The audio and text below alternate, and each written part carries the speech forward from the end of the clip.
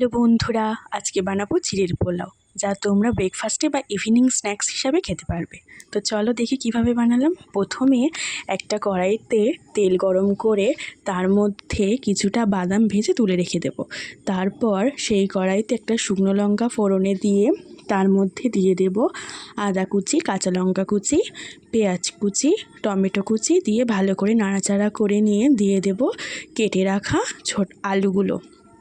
দিয়ে ভালো করে নাড়াচাড়া করে নিয়ে তার মধ্যে দিয়ে দেবো পরিমাণ মতো হলুদ গুঁড়ো, দিয়ে আরও একটু নাড়াচাড়া করে নিয়ে আলুগুলো নরম হয়ে আসলে দিয়ে দেবো ধুয়ে রাখা চিড়েগুলো, দিয়ে ভালো করে একসাথে নাড়াচাড়া করে নিয়ে তার মধ্যে দিয়ে দেবো লবণ, গোলমরিচ, লঙ্কার গুঁড়ো আর স্বাদ মতো চিনি দিয়ে ভালো করে নাড়াচাড়া করে নিয়ে ওপর দিয়ে দিয়ে দেবো ভেজে রাখা বাদামগুলো।